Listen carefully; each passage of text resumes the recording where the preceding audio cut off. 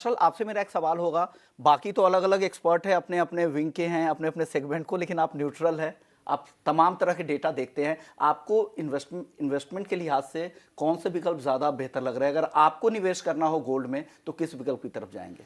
देखिए, आपने बहुत ही असमंजस में मुझे डाल दिया ये सवाल पूछ के। लेकिन बॉटम लाइन ये है कि देखिए, इन दी एंड जो भी प्रोडक्ट्स है, अंडरलाइंग एसेट गोल्ड ही है।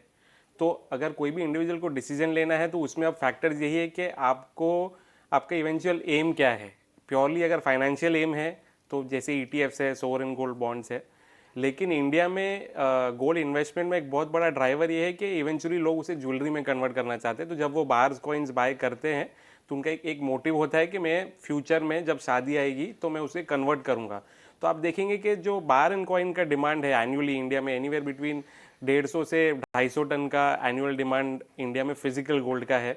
ईटीएफ्स आप देखें तो अभी जस्ट 40 टन का होल्डिंग क्रॉस किया है इतने सालों बाद।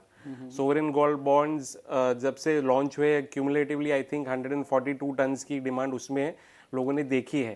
तो आई थिंक फाइनेंशियल इन्वेस्टर्स तो उनके टैक्स इम्प्लीकेशंस देखते हैं कि मुझे एंड में क्या टैक्स लगने यील्ड वाला क्या है, मिल रहा है? मुझे यील्ड क्या मिल रहा है। तो आई थिंक वो उस तरह से डिसीजन लेते हैं। बट कोई भी product I don't think one और दी अदर चूज करना बहुत डिफिकल्ट होगा, क्योंकि हर इंडिविजुअल का एक एम होता है। बिल्कुल। और इंडिया में क्योंकि एक पिछला जनरेशन है वो उसको फिजिकल गोल्ड से इतना लगाव है, तो कहीं ना कहीं आप वो देख रहे हैं कि डेटा में भी कि वो कहीं ना कहीं फिजिकल बाय करना ज़्यादा प्रेफर करते हैं, क्योंकि वो मेटल वैसा है कि आप उसको टच एंड फील जब तक नहीं करोगे आपको वो उसको फीलिंग नहीं आती कि आपने गोल्ड खरीदा है।